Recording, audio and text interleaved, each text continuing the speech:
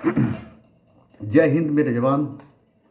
कुछ दिनों से हम वीडियो नहीं बना रहे थे, कुछ समस्या थी। कुछ बात है यूं कि हस्ती मिटती नहीं, मिट गए रोम फ्रांस इस जहां से। जी हाँ, आज हम आपके लिए कुछ प्रश्न लेकर आए हैं जो दरोगा स्पेशल होगा। और इसके साथ साथ ये प्रश्न आपको ग्रुप डी, एनटीपीटी, एनटीपीसी, सीबीटी 2 और बीपीएससी जैसे एग्जाम के लिए रामबाण का काम करेगा। हर एक प्रश्न हो सकता है आपकी ज़िंदगी की फैसला के लिए या महत्वपूर्ण भूमिका के लिए खड़ा हो जाए। प्रश्न कोई खराब नहीं होता है, इस चीज़ को याद रखें। किसी प्रश्न पर यह नहीं लिखा होता है कि ये प्रश्न एनटीपीसी के लिए है, तो ये बीपीएससी के लिए है, तो ये दरोगा के लिए है। प्रश्न वही होते हैं। सिर्फ अगर कोई कह देता है कि दरोगा का टेस्ट है तो मेरे माइंड में ये बस बैठ जाता है कि हाँ ये दरोगा का ही प्रश्न होगा। ऐसा नहीं, प्रश्न सभी के लिए बराबर होते हैं। प्रश्न सभी के लिए बराबर होते हैं और कोई प्रश्न किसी भी एग्जाम में पूछा जा सकता है। और इस प्रकार जो आपको ये वक्त मिल रहा है, इस वक्त जो मिल रहा है इसका जमकर मेहनत करें ताकि अगले साल का होली जब आप मनाएं उस समय आपके कंधे पर 2 स्टार और बगल में मौजर हो और दुनिया चीख चीख कर कहे हाँ ये दरोगा जी है, ये दरोगा जी है, ये दरोगा जी है। इस प्रकार दरोगा पद का सृजन हुआ था लॉर्ड कॉर्नवालिस समय में।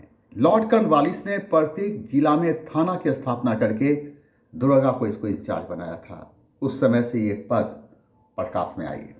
हम आपके लिए कुछ प्रश्न लाए हैं जो दरोगा स्पेशल है, साथ साथ हर एग्जाम में काम आएंगे। प्रश्न ये है कि जब मतदान के अधिकार की पात्रता आयु 21 वर्ष से घटाकर 18 वर्ष की गई थी तब भारत के राष्ट्रपति कौन थे? इसका सही आंसर है आर वेंकटरमन। तो बात यह है कि 61वां संविधान संशोधन 1989 ईस्वी में हुई थी और 61वां संविधान संशोधन के द्वारा मतदान की आयु 21 वर्ष से घटाकर 18 वर्ष कर दिया गया। उस समय भारत के राष्ट्रपति आर वेंकटरमन थे तो प्रधानमंत्री राजीव गांधी थे। मतदान का अधिकार का उल्लेख संविधान के जिस अनुच्छेद में है उसे हम अनुच्छेद 326 के नाम से जानते हैं।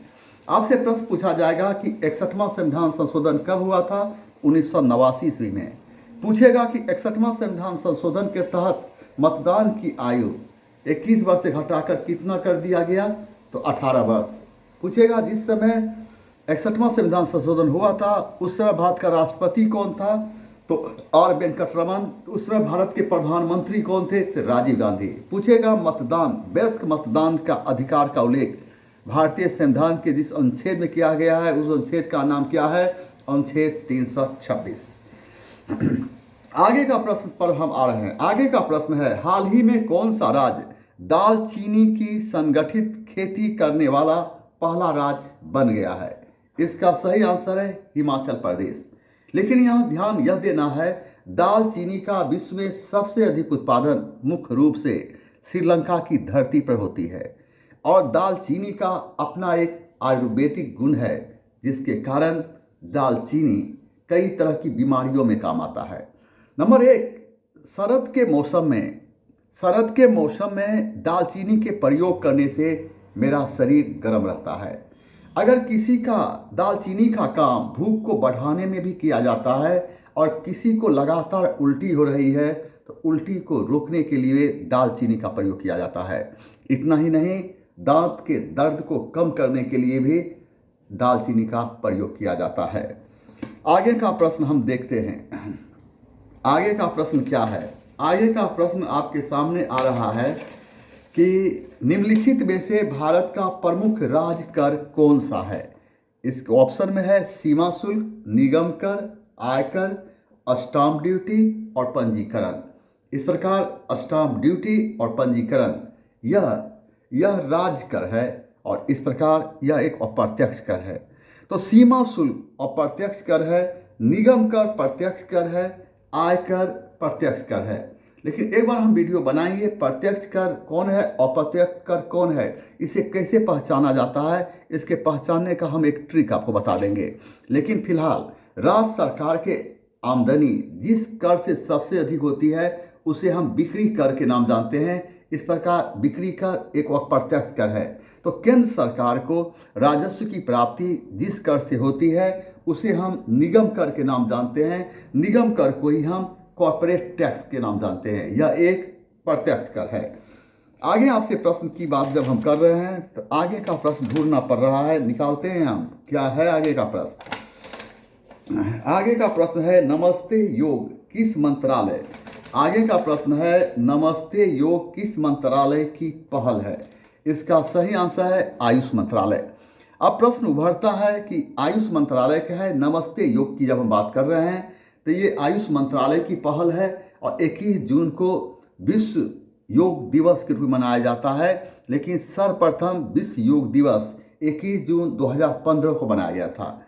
योग का प्राचीनतम प्रमाण भारत की सरजमी से सिंधु घाटी सभ्यता से ही हमें दिखाई देती है। हम ऐसा इसलिए कहते हैं, सिंधु सभ्यता काल में एक जगह है जिसका नाम है मोहनजोदड़ो, और मोहनजोदड़ो के उत्खनन से पशुपति महादेव की मूर्ति मिली है जो पूरी तरह से योग की मुद्रा में बैठी हुई है।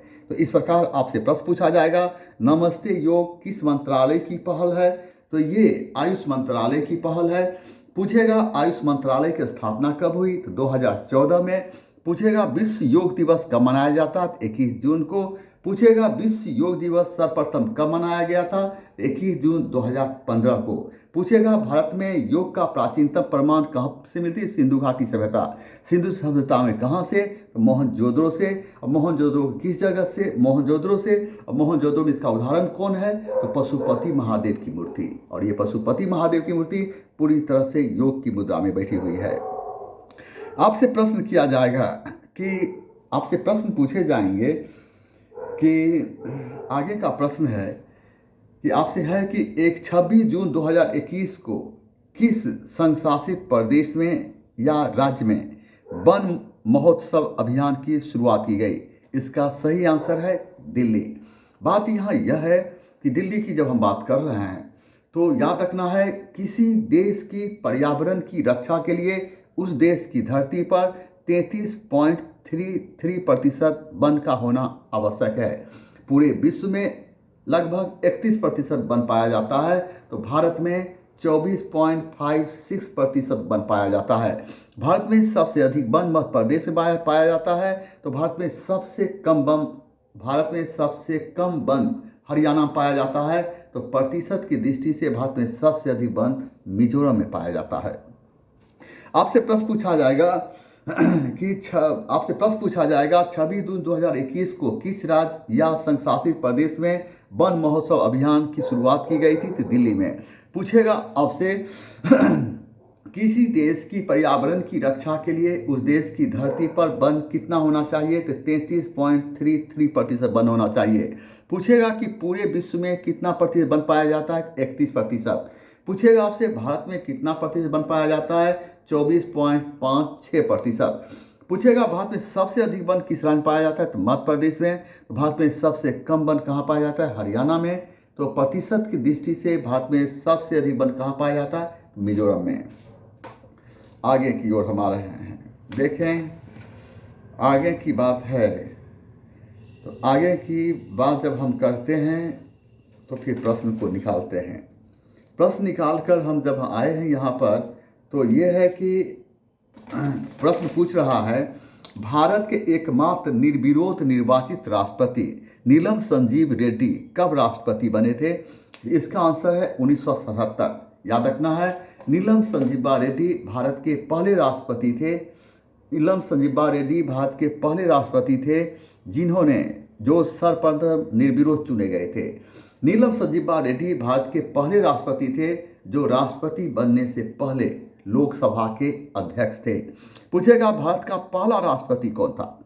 भारत का पहला राष्ट्रपति कौन था जो वैज्ञानिक था? वो थे डॉक्टर APJ अब्दुल कलाम। पूछेगा कि भारत का वह पहला राष्ट्रपति कौन था जो और राजनीतिक पृष्ठभूमि से आया था? वह थे डॉक्टर APJ अब्दुल कलाम। पूछेगा कि वह भारत का पहला राष्ट्रपति कौन था जिसने सर्वप्रथम वीटो पावर का प्रयोग किया था? तो ज्ञानी जैल सिंह। आपसे प्रश्न पूछा जाएगा कि भारत का पहला राष्ट्रपति कौन था जिनकी मृत्यु उनके कार्यकाल के दौरान हुई थी? जाकिर हुसैन। पूछेगा कि भारत के दूसरे राष्ट्रपति कौन थे जिनकी मृत्यु उनके कार्यकाल के दौरान हुई थी? वह थे फखरुद्दीन अली अहमद। इस प्रकार की जब हम बात करते हैं तो भारत की पहली महिला लक्ष्मी सहगल थी जो राष्ट्रपति पद के लिए चुनाव लड़ी थी। आगे कहा है कि भारतीय राष्ट्रीय ध्वज को कब अपनाया गया था? इसका सही आंसर है 22 जुलाई 1947। भारत का राष्ट्र ध्वज तिरंगा है। भारत के राष्ट्रध्वज तिरंगा को जेपी कृपलानी की अध्यक्षता में झंडा समिति ने अपनाया था। भारत के बात करते हैं तो भारत का राष्ट्रध्वज झंडा में केसरिया रंग और शौर्य, त्याग एवं बलिदान का प्रतीक है, तो वहीं हरा रंग खुशहाली एवं समृद्धि का प्रतीक है। हमारे तिरंगा में सफ़ेद रंग सच्चाई, शांति एवं पवित्रता का प्रतीक है। सफ़ेद रंग में गहरे नीले रंग से एक चक्र बना हुआ है। इस चक्र में 24 तीली है। यह चक्र निरंतर प्रगति का प्रतीक है। हमारा झंडा गीत विश्व विजयी तिरंगा प्यारा है। इसकी रचना पार्षद श्यामलाल गुप्ता ने किया था, जिसे सर्वप्रथम 1925 के कानपुर अधिवेशन में गाया गया था। 1925 के कानपुर अधिवेशन की अध्यक्षता की थी सरोजिनी नायडू ने। भारतीय तिरंगे की लंबाई और चौड़ाई का अनुपात है 3:2। भारतीय तिरंगे का डिजाइन मैडम भीखाजी कामत तैयार की थी, लेकिन इससे विकसित रूप देने का श्रेय बेंगोई पिंगले को जाता है। आपसे प्रश्न पूछा जाएगा कि भारत के राष्ट्र ध्वज तिरंगा को किसकी अध्यक्षता में झंडा समिति स्वीकार की? तो जेबी कृपलानी की अध्यक्षता। पूछेगा कि हमारे झंडा गीत कौन है? तो विश्व विजयी तिरंगा प्यारा। पूछेगा इसकी रचना कौन किया था? पार्षद श्यामलाल गुप्ता। पूछेगा इस झंडा गीत को सर्वप्रथम किस अधिवेशन में गाया गया था? तो 1925 के कानपुर अधिवेशन। पूछेगा 1925 के कानपुर अधिवेशन की अध्यक्षता कौन किया? तो सरोजिनी नायडू ने। पूछेगा कि भारतीय तिरंगे का डिजाइन किसने तैयार किया? तो मैडम भीखाजी कामा ने। पूछेगा इसे विकसित रूप कौन दिया था? बेंगोई पिंगले ने। पूछेगा भारतीय तिरंगा का लंबाई एवं चौड़ाई का अनुपात क्या है? तो 3:2 है। अब यहाँ पर आगे की प्रश्न की ओर जब हम बढ़ते हैं तो आगे की प्रश्न ये है कि सौर मंडल का सबसे छोटा ग्रह कौन है? ये बहुत आसान प्रश्न है, हर इंसान जानता है। लेकिन सौर मंडल का सबसे छोटा ग्रह बुध है, और बुध को इंग्लिश में मरकरी कहते हैं। बुध सूर्य की एक परिक्रमा 88 दिनों में पूरा करता है। इस प्रकार बुध सौर मंडल का पहला ग्रह है जो सूर्य की परिक्रमा सबसे कम समय पूरा करता है। बुध और शुक्र सौर मंडल का पहला ऐसा ग्रह है जिसका कोई भी उपग्रह नहीं है। बुध और शुक्र दो ग्रह को अंतर्ग्रह की संज्ञा दी गई। बुध और शुक्र को अंतर्ग्रह की संज्ञा इसलिए दी गई क्योंकि बुध और शुक्र ये दो ग्रह पृथ्वी और सूर्य के बीच स्थित है। आपसे प्रश्न पूछा जाएगा कि सौर मंडल का सबसे छोटा ग्रह कौन है? तो बुध को इंग्लिश में क्या कहते हैं? मरकरी। बुध सूर्य की एक परिक्रमा कितने दिनों में करता है? 88 दिनों में। तो सौर मंडल का पहला ग्रह कौन है जो सूर्य की परिक्रमा सबसे कम समय में करता है? वह है बुध। पूछेगा कि कौन दो ऐसा ग्रह है जिसका कोई उपग्रह नहीं है? वह है बुध और शुक्र। पूछेगा वह ग्रह कौन है जिसे अंतर्ग्रह की संज्ञा दी गई है? तो बुध और शुक्र। अंतर्ग्रह की संज्ञा क्यों दी गई? क्योंकि यह पृथ्वी और सूर्य के बीच स्थित है। वहीं पर एक ऑप्शन में है मंगल ग्रह। मंगल ग्रह को मार्स कहते हैं। मंगल ग्रह सूर्य की एक परिक्रमा 687 दिनों में पूरा करता। मंगल ग्रह को हम लाल ग्रह कहते हैं। मंगल ग्रह पर आयरन ऑक्साइड की अधिकता पाई जाती है, और पृथ्वी के बाद मंगल ग्रह सौर मंडल का दूसरा ऐसा ग्रह है जिस पर जीवन की संभावना पाई जाती है। मंगल ग्रह पर निक्स ओलंपिया नामक पर्वत स्थित है। आपसे प्रश्न पूछा जाएगा मंगल ग्रह को इंग्लिश में क्या कहते हैं? मार्स कहते हैं। पूछा जाएगा मंगल ग्रह सूर्य की परिक्रमा कितने दिनों में करता? तो 687 दिनों में करता है। पूछेगा मंगल ग्रह को किस ग्रह के नाम जानते हैं? लाल ग्रह के नाम जानते हैं। पूछेगा कि मंगल ग्रह पर किसकी अधिकता पाई जाती है? तो आयरन ऑक्साइड की अधिकता पाई जाती है। पूछेगा कि मंगल ग्रह के कितने उपग्रह? 2 हैं। कौन कौन? तो फबोस और डिबोस। पूछेगा मंगल ग्रह पर कौन सा पर्वत पाया जाता है? तो निक्स ओलंपिया। यहीं पर पृथ्वी की जब हम बात करते हैं तो पृथ्वी सौर मंडल का पहला ग्रह है जिस पर जीवन पाया जाता है। पृथ्वी को नीला ग्रह कहा गया। सारे लोग जानते हैं ये बात को। लेकिन पृथ्वी को नीला ग्रह इसलिए कहा जाता क्योंकि पृथ्वी पर जल की उपस्थिति है और अंतरिक्ष से पृथ्वी को देखने पर जल की उपस्थिति के कारण यह नीला दिखाई देता है। पृथ्वी सूर्य की एक परिक्रमा 365 दिन एवं 6 घंटे में पूरा करता। पृथ्वी अपने अक्ष पर 23.5 डिग्री झुकी हुई है। पृथ्वी अपने अक्ष पर सदैव पश्चिम से पूर्व दिशा की ओर घूम रही है। पृथ्वी के इस तरह की गति को घूर्णन गति कहते हैं और घूर्णन गति के कारण पृथ्वी पर दिन एवं रात होता है।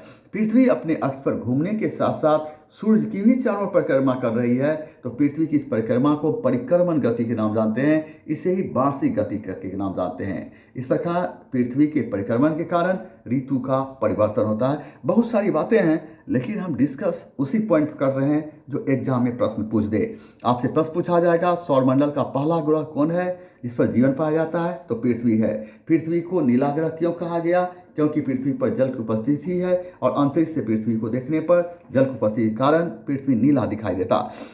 पूछेगा कि पृथ्वी सूर्य की परिक्रमा कितने दिनों पूरा करता, तो 365 दिन 6 घंटा। पूछेगा पृथ्वी अपने अक्ष पर कितनी झुकी है, 23.5 डिग्री झुकी हुई, माने अपने अक्ष पर 23.5 डिग्री झुकी हुई है। पृथ्वी कैसे घूम रही है, तो पश्चिम से पूर्व दिशा की ओर सदैव रात दिन। पृथ्वी की इस गति को क्या कहते हैं, तो घूर्णन गति कहते हैं। पूछेगा पृथ्वी के घूर्णन के कारण क्या होता है, तो ऋतु परिवर्तन होता है। पूछेगा पृथ्वी के घूर्णन कारण होता क्या है, तो दिन एवं रात होते हैं। पूछेगा कि पृथ्वी अपने अक्ष पर घूमने के साथ साथ सूर्य की भी चारों ओर परिक्रमा करता। पृथ्वी की इस गति को क्या कहते हैं, तो परिक्रमण गति कहते हैं। पूछेगा परिक्रमण गति को किस नाम जानते हैं, तो वार्षिक गति के नाम जानते हैं। तो वार्षिक गति या परिक्रमण गति के कारण क्या होता है, तो ऋतु का परिवर्तन होता है। आगे की जब हम बात कर रहे थे तो यूरेनस, ऑप्शन में है यूरेनस। तो यूरेनस को हम अरुण कहते हैं। अरुण की जब हम बात करते हैं तो अरुण सूर्य की एक परिक्रमा 84 वर्षों में पूरा करता है। अरुण पर मीथेन की अधिकता है, जिसके कारण अरुण ग्रह हमें हरा दिखाई देता है। अरुण ग्रह अपने अक्ष पर थोड़ा झुका हुआ है, इसलिए अरुण ग्रह को एक लेटा हुआ ग्रह कहा गया। अरुण ग्रह सौरमंडल का सबसे ठंडा ग्रह है। आपसे प्रश्न पूछा जाएगा कि अरुण ग्रह सूर्य की परिक्रमा कितने वर्षों में, 84 वर्षों में। पूछेगा अरुण ग्रह पर किस गैस की अधिकता है, तो मीथेन गैस की अधिकता है। तो अरुण ग्रह दिखाई कैसा देता है, तो हरा दिखाई देता है। तो पूछेगा अरुण अपने अक्ष पर झुका हुआ है, तो इसलिए से क्या कहा गया, लेटा हुआ ग्रह कहा गया, लेटा हुआ ग्रह कहा गया। ऑप्शन में वहीं पर है नेपच्यून। नेपच्यून को हिंदी में वरुण कहते हैं। वरुण की बात करते हैं तो वरुण पर भी मीथेन गैस की अधिकता होने के कारण वरुण हरा दिखाई देता है। इस प्रकार अरुण और वरुण सौर मंडल के ऐसे ग्रह हैं जो हरा दिखाई देते, दोनों पर मीथेन गैस की अधिकता होने के कारण इन दो ग्रह को भाई कहा गया है। आइए साहब, यहाँ पर है क्वेश्चन नंबर में बात करते हैं आगे का। भारत का पहला बैंकिंग रोबोट का नाम क्या है? तो भारत का पहला बैंकिंग रोबोट का नाम है लक्ष्मी। ये रोबोट 125 प्रश्नों का जवाब दे सकता है और यह रोबोट की जब बात करते हैं तो यह चेन्नई में स्थापित किया गया है। आपसे प्रश्न है कि भारत में बैंकिंग प्रणाली संदर्भ में IFSC का पूरा रूप क्या है? इसका सही आंसर है इंडियन फाइनेंशियल सिस्टम कोड। ये होता क्या है? तो इसके द्वारा किसी बैंक की शाखा का पता लगाया जा सकता है। आगे का प्रश्न है कि भारतीय मानक ब्यूरो का मुख्यालय कहाँ है? इसका सही आंसर है न्यू दिल्ली। तो बात यह है कि भारत मानक ब्यूरो की स्थापना 1986 के संसदीय अधिनियम के तहत 1987 ईस्वी में हुई थी। इसका मुख्यालय न्यू दिल्ली में स्थित है। आगे का प्रश्न है भारत में उपभोक्ता संरक्षण अधिनियम किस वर्ष लागू किया गया था? तो इसका सही आंसर होगा 24 दिसंबर 1986। जय हिंद। आज हम प्रश्न लाए हैं और कोशिश रहेगा हम कंटिन्यूटी बनाकर रखें आपके लिए। आप कमेंट जरूर करें, हमसे आपको क्या चाहिए वह भी बोलते रहें और वक्त मिलते हम आपको देते रहेंगे। अब हम कोशिश करेंगे आपके सामने कंटिन्यू रहें। आज की मुलाकात बस इतनी। जय हिंद।